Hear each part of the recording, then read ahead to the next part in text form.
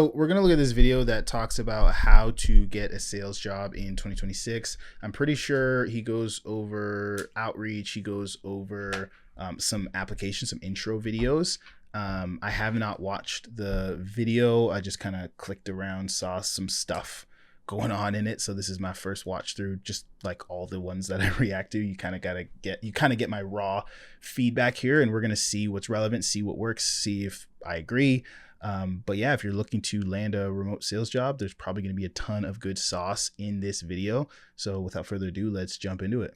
All right, I'm sick of hearing people's advice on how to land your first high-ticket sales job. They just give the same copy-pasted BS that is just oversaturated and no longer works. I've personally hand-placed over 500 reps onto different offers. I've built out sales teams for some of the biggest offers in the space. Companies valued at $40 million have trusted me to literally build out their entire sales team and system. I've also made over $1 million this year training and placing sales reps onto reputable offers, so I know how to do this step-by-step the right way. And the truth is that it changes every couple months. There's no specific step-by-step way that works every single time. That's why I keep making these updated videos to show you guys the new updated methods that have been working currently for the students inside my program. So I'm gonna show you guys exactly step by step how to increase the chances that you get on your first role with no experience. Real quick, before I get into like actual tactics on how to land your offer, I want to address something. Every other video is teaching you how to do like, outreach scripting or like where to find the best recruiters, this and that. But at the end of the day, you as yourself, if you don't have the right frame going into it, you're never gonna get picked. It doesn't matter how many outreaches you do, how many people you can reach out to, how many recruiters you can find. If they go through your application and they don't feel like you're a good fit for that role, you're never gonna land an offer. So every single step you should be taking when trying to land your first high ticket sales role is put yourself in the business owner's shoes when outreaching, okay? If you were a $1 million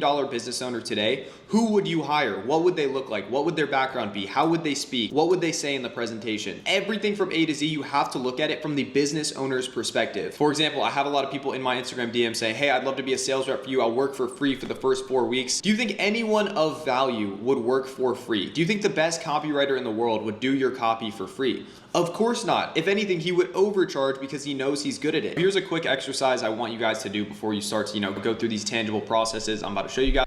Yeah, that kind of energy of desperation, especially for a job like sales, isn't going to work very well. I get this message all the time, like, oh, I'll do it for free. I'll do this for free, do that for free.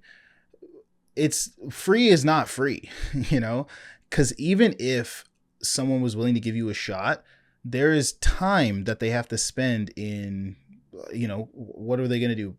Put you on calls. Where are those calls going to come from?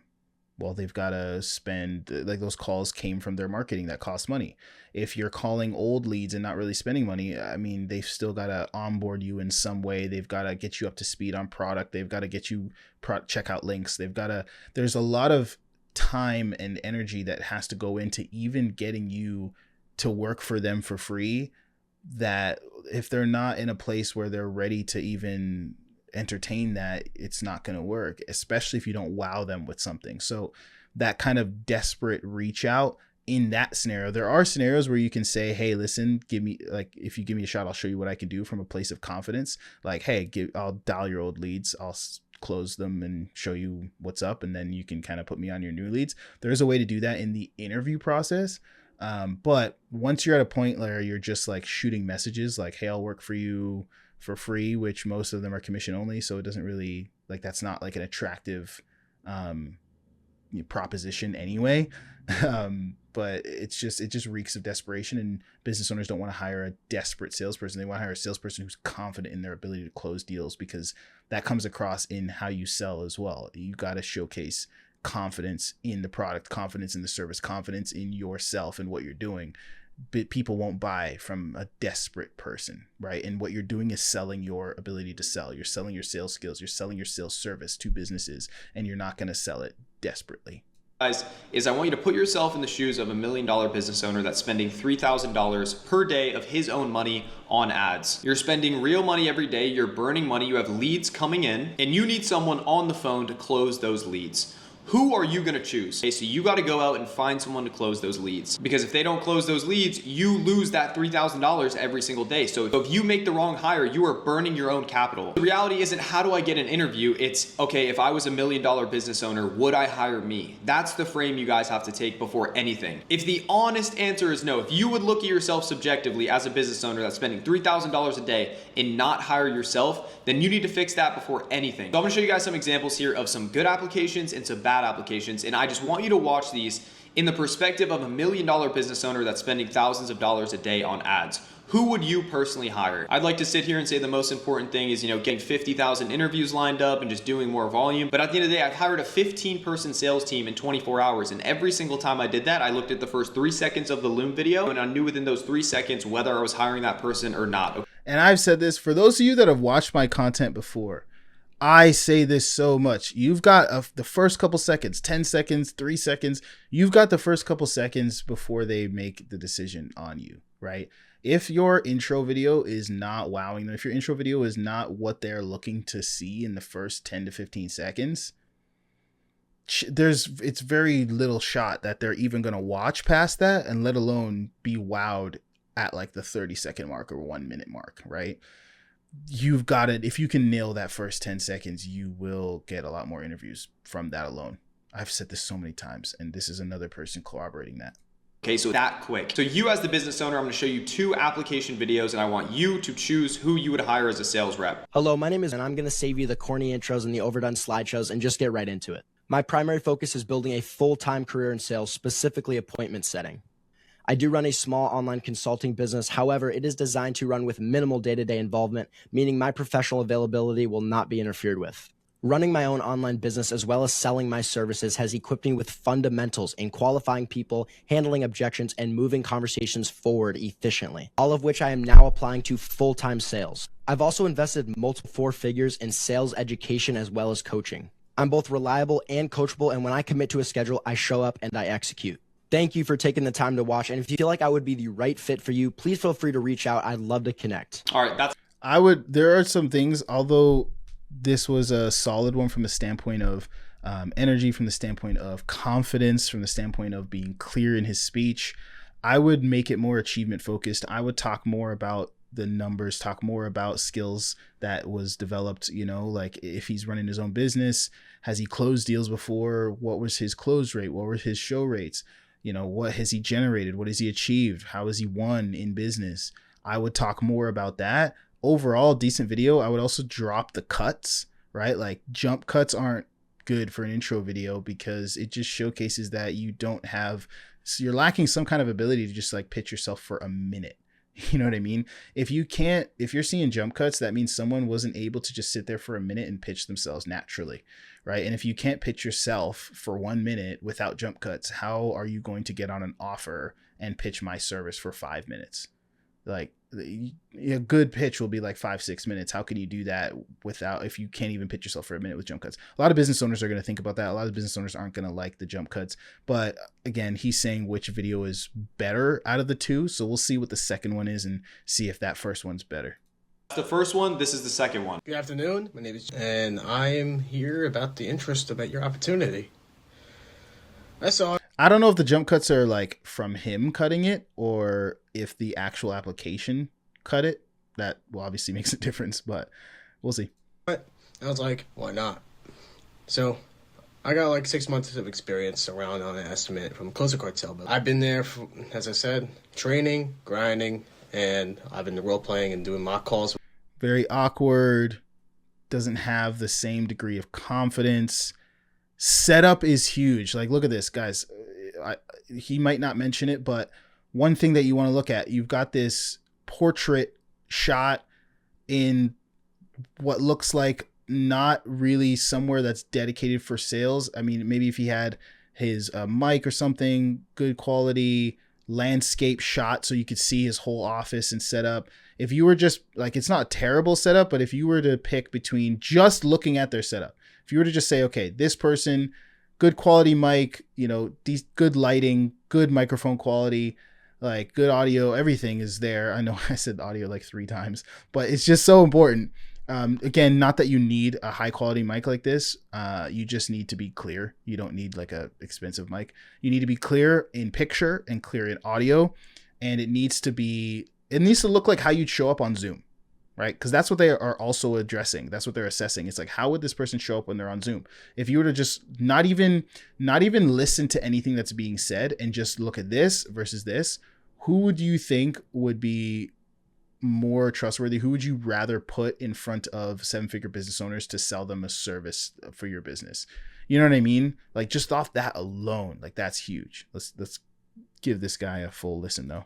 Said training, grinding, and I've been role playing and doing mock calls with setting, closing, and maybe even doing content creation.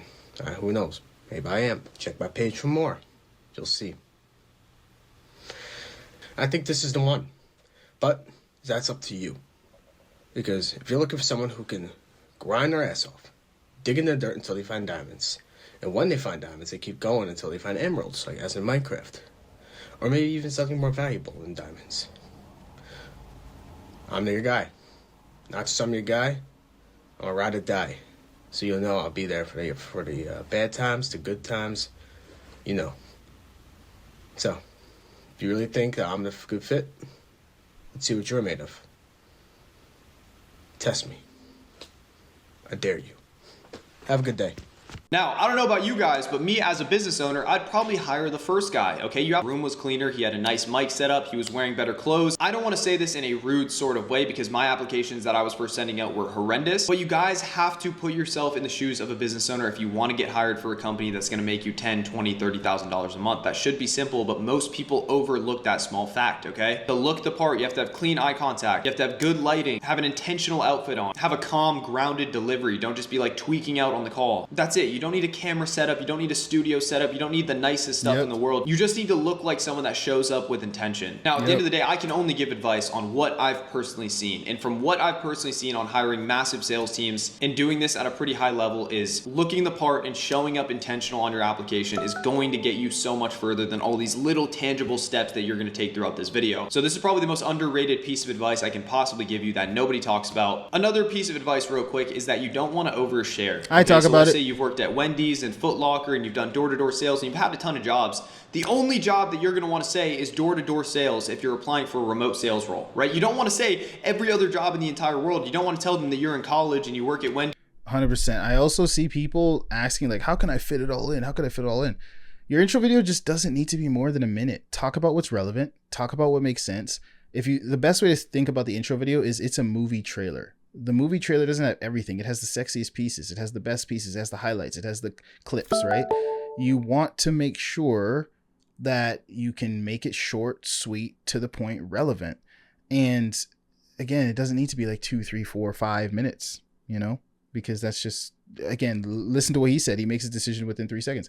Business owners aren't watching the full thing anyway, so why do it? And if you think about like just the psychology of it, when you're even just like scrolling YouTube, if you see a video that's 3 minutes with a good title and you want to watch that video, and then you see another video that's like 30 minutes with a good title and you want to watch the video, chances are you're going to watch the 3-minute one just because it's shorter, right? You see the time, you see the timestamp, you see, oh, it's quick, I can watch it. People don't want to like watch long things. If you're a business owner that's scrolling through watching intro video after intro video after intro video after intro video, and you see 1-minute intro video and you see 5-minute intro video, you're gonna be like, oh my gosh, who is gonna sit? I'm not gonna sit here for 5 minutes and watch an intro video. I'm just gonna watch the one that's 1 minute, you know. So makes a difference in the psychology of actually getting more people to view you and give you a shot. On the side, don't leave that in. Don't give them a reason to say no. It doesn't make sense. Adding more stuff doesn't help you. Adding relevant stuff helps you. Just only say what moves you forward. A quick 45-second presentation that's straight to the point, intentional, is going to get you way further than a 3-minute video talking about every single job you've had as a high schooler in college.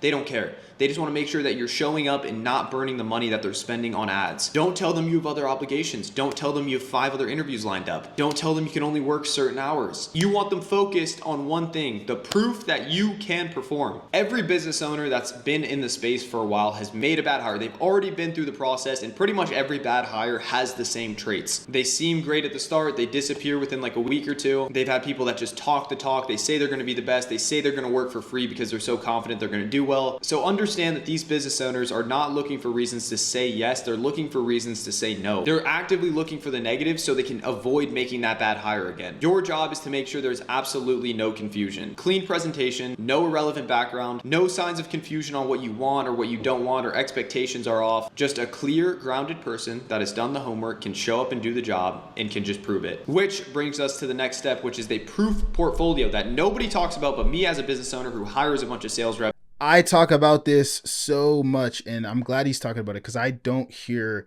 many people talking about this. I barely hear people talking about it. So I'm curious to see what he's going to say about the portfolio.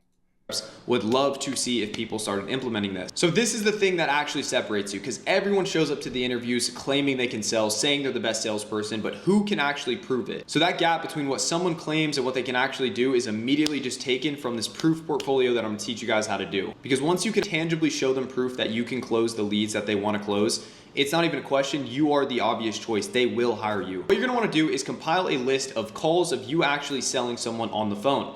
Now you're probably thinking in your head, I don't have any calls. Okay, well, I'm gonna teach you guys how to make them real quick. Number one is you're gonna wanna get a setting script, a really, really good setting script that you can read word for word, bar for bar for these mock calls in the proof portfolio. Lucky for you guys, I'm literally giving away my scripts for free. I'll give you the setting script that we teach inside of my paid program, Paid. You wanna be careful with the word for word stuff. Like most people, they just sound like terrible doing word for word, right? Word for word scripts are okay. Especially maybe for your first mock or second mock, but I wouldn't be like reading a word for word script and then utilize that in my like portfolio if you're still speaking word for word and it's not contextually relevant to what the prospect's actually saying. Business owners are going to pick up on that in a heartbeat, and your calls just aren't going to sound very good. You want to have like frameworks, you want to have overarching, you want to have a list of questions you're going to ask. But again, it's not line by line by line. It's, okay, this is the question I need to ask. I need to get these questions in, but maybe I ask this question. Maybe they answer it perfectly and I can ask the next one. Maybe they answer it a little bit vague and I need to probe a little bit more. Maybe I need to hear them expand on it a little bit. And you want to make sure that you also have the skill of asking questions contextually to the responses that that the prospect is giving you. And most good sales managers are going to be listening for that ability in your role plays. And another thing, I don't know if he's going to mention it, but having like full mock calls is good, but you don't want that to be the only thing in your portfolio, because if it's just like a bunch of hour-long calls as a closer, a bunch of 20, 30-minute calls, a bunch of 15-minute calls as a setter, it's just a lot to go through. And a lot of business owners will maybe click one, maybe not click it at all. And a lot of business owners care about different things. They care about different aspects of calls. Some are going to care a lot about the objection handling. Some are going to care a lot about your pitch. Some are going to care a lot about your discovery. And some are going to care a lot about how, as a setter, you overcome someone just saying, I'm not interested, can you call me back later, at the beginning of a call. So you want to make sure that your portfolio not only showcases how you handle full calls, but then you also want to break it up into snippets that showcase different aspects of your calls. So if you do role plays, what I always tell people to do, the best thing to do is, if you're like, hey, this role play, I really crushed discovery. Hey, this role play, I really crushed the pitch. Hey, this role play, I did a great job handling objections. Cut those pieces out. And in your portfolio, this is why on RepSelect, my software platform for landing remote sales jobs, we have a section that's called portfolio. And what I have people do is put some full calls there, but then also put parts, label it like killer objection handling, or objection handling on a fitness offer, or a deep discovery of a marketing offer, like whatever it is, label it, title it well. So when business owners are actually looking at your portfolio, they can go and see exactly what they care about, exactly what they want to see, and save that time. They don't have to scroll through your recording and try to find what they want to find, because if there's too much work, they just won't do the work and then they'll keep it pushing, right? So I would want to have different clips showcasing the different aspects of my game, and then that way anything they want to see, they can just go see it. And that is huge for building a solid portfolio. Whoops. This script has closed me personally millions of deals, and my students probably tens of millions, if not hundreds of millions of dollars of deals. So if you guys want that, it's the first link in the description. Just click the free scripts link and you can download it. Once you have that script open, you're going to open ChatGPT, Claude, or any sort of AI. Now you're going to want to give it this prompt right here I put on the screen. Something along the lines of, play a skeptical prospect that's about to buy an online info product, who's been burned in the past but is still open to conversation. Respond naturally and push back when I pitch. Now what you're going to want to do is read the script out loud. Handle the objections of this AI prospect. The AI is going to push back, so you're going to keep following the script and know it's not perfect, it's not a real prospect, but people are going to see that in the proof portfolio and absolutely love that, and it's going to make you stand out rather than other people. Step 3 is And that's a good quick way to do it. If you just jump on with ChatGPT on the voice mode and do it. Yeah, I mean, shoot, if you ain't got any roleplay partners, quick way to do it. You're going to set up your phone and record yourself doing that. You can have a face recording of yourself doing that, literally handling those objections and reading the script real time to show them that you can sell. You are going to be the obvious choice. It might take you 10 tries, 20 tries, 30 tries. But those 30 tries is going to be the difference between you landing that first offer to make you 10, 20, 30K a month and you going back to your fucking 9 to 5. So step 4 is going to be build the Google Drive. Okay, so you want to put the introduction video, like the good example, the bad example I showed you guys. Then you want the call recordings of you actually selling an AI prospect live. You want about 2 or 3 recordings of you selling someone live, and then your introductory video. And then you're going to put that in a Google Drive, and that's what you're going to lead these interviews with. When you reach out to jobs, which I'm going to teach you guys how to actually find these jobs, you're going to lead with the fact of, hey, here's a few mock calls before we even have a conversation to see if I'm a good fit for your team. By the time you hop on an interview, they're already going to be pre-sold on you. This already puts you in the category of someone that has experience rather than the person that they're just like taking a bet on, because you already have pre-recorded calls. Like I said, the free setting script I'm giving you guys is in the description down below. All you have word for word, and you have this done as method. You're going to want to go to Facebook Ads Library. What this does is it compiles all of the ads that are currently running on. So I guess this is how to find companies to work with. Meta. So you're gonna want to find a business owner that's running ads in a similar niche that you want to sell in, whether it's a fitness program or AI or drop shipping, whatever it is. You want to type in that keyword in the Meta Ads library to potentially find a coach that's spending $2,000 to $3,000 a day on ads. Search up fitness coach on here on the Meta Ads library tab,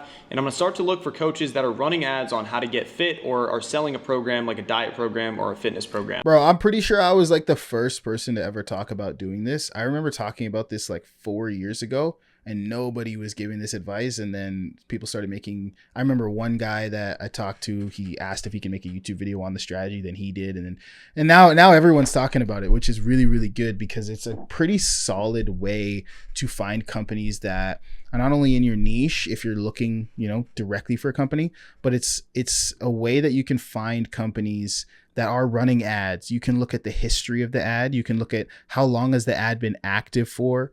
And if the ad has been active for a long time, that means it's profitable. No one runs ads for a year, 6 months, 3 months. That's losing the money. So typically you can find ads that are, profitable. And if the company has a lot of profitable ads, and they're probably a solid company with good lead flow, you can click like this little learn more thing here. If you click it, it'll actually take you to the landing page that the ad goes to.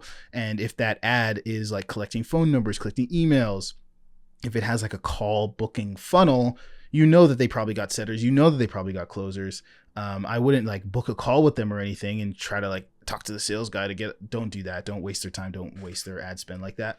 But you can use it to be like, answer that question of, does this company have good lead flow? Does this company have setters? Do they have closers? It's a pretty solid methodology if, you're just looking for that. It does take a lot of time. That's why RepSelect is a solid platform where you can just get jobs, and we do a lot of this stuff for you. But if you want to spend the time, if you want to spend the energy kind of doing the vetting, doing the sourcing, if you're looking for like very specific companies, very specific jobs in specific niches, this is a pretty solid option. Like for example, this guy right here, Angel, is a trainer. He's been running ads since February 2026. That's not long enough to really see if it works. This guy right here has been running ads since June 2025. This guy right here make over 150K a year and want to get ripped in 2026, or it's free. This guy's obviously selling a fitness program. This is one of the people, John Madsen. You want to write his name down and compile. He's been running it for a pretty long time. This guy right here, if you're a Southeast Asian looking to lose 25 plus pounds, as you can see, there's so many different niches and coaches that are currently running ads that you can sell for. So this guy's been running ads for about 4 months, so you know it's probably profitable. This, you can just click on his Instagram, you can reach out to him and introduce yourself with that proof portfolio. So as you can see right here, this guy's a fitness coach. You just found that he's running ads, so he's probably making a good bit of money and he's probably looking for sales reps. That's the first method. You can do this, okay? But it's not gonna guarantee your job, because at the end of the day, all I can do is give you advice on increasing your chances to get hired. I can't guarantee anything, because at the end of the day, people might only hire from their internal networks or like training programs, or come to recruiters like me. So the second method is just buying your way into a network. That's the easiest thing to do if you just want to skip all the madness. Literally just get vouched by someone like me who's going to train you and then place you onto offers like those. Probably the quickest way to do it. I hire from 18 to 20 influencers. So one thing I'll say about that is be careful about, like, you could pay for training. You could pay for, help with vetting, verifying, listing, kind of like what we do, connecting with recruiters, verifying, vetting offers, sourcing offers every single day, having business owners come in and invite you to offers. That's good as well. You don't want to pay for any type of placement guarantee, because no recruiter, no business owner can say, hey, you pay X amount of dollars and we will place you on X offer. Like, it's just not a guarantee. It's always going to come down to your skill set, your ability. So just be very, very careful with that, because any business that can place you regardless of skill set, it's just not going to be a good business that you're getting placed into. It's probably like a churn and burn type operation, which you don't really want to be a part of. So just, again, be very, very careful with that. But I'll leave it there for this video. Lots of good information. This was a solid video by, let me see, who was this? Colby Lyman. Yeah, good video on how to land offers, how to get sales. Hopefully this was helpful for those of you that watched this far. If you are, again, looking for a place where you can get tons of opportunities listed for you, skip a lot of the legwork of like scrolling through Facebook groups, scrolling through the Facebook ad library, vetting, verifying all these things. That's what I created RepSelect.io for. If you go to repselect.io website, or you go down, link down in the description, you can check out, see what we're all about, see all that we offer, and we can help you get hired very, very quickly. Hopefully this video helped though. See you guys in the next one.